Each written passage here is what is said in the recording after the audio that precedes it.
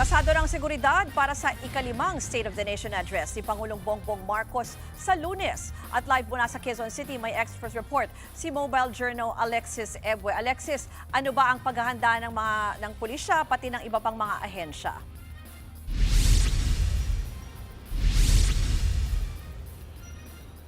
Sana puwersa ngayon ng mga law enforcement agencies para sa ikalimang State of the Nation Address o SONA ni Pangulong Bongbong Marcos sa Lunes itong July 27. Higit 20,000 kawani ng PNP, AFP, Coast Guard, MMDA at Reserve Unit for Crowd Control ang ipapakalat para magbantay sa SONA ng Pangulo.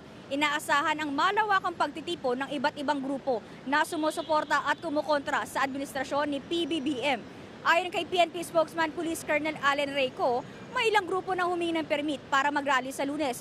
Pero nakabinbin pa ang mga request nila kahit hindi pa klaro kung saan area sila pwedeng magkasa ng pagkilos. Samantala, kinondena naman ng grupong bayan ng NCRPO dahil sa pagtutulong mano nito na magdaos ng People's State of the Nation Address sa tapat ng St. Peter Parish sa Commonwealth Avenue sa Quezon City.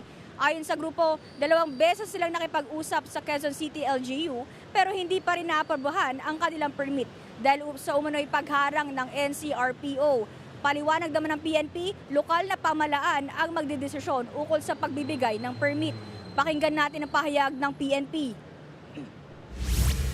To make it clear, the NCRPO as well as the National Police do not have the power to deny or grant any permits for rallies.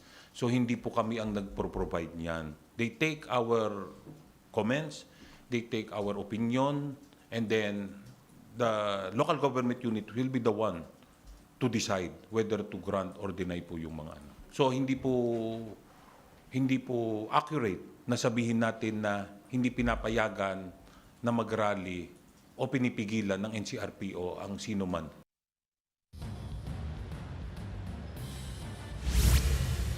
Ruth, ayon pa sa PNP, posibleng itaas sa high alert status o full alert status para sa SONA ng Pangulo.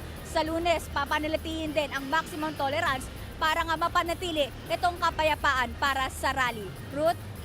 Yan po ang Express Report ni Alexis Ebue live mula sa Quezon City. Mga kapatid, Ruth Cabalco, para sa mabilis na pasada ng mga balitang dapat niyong malaman, mag-follow at mag-subscribe sa social media pages ng News 5.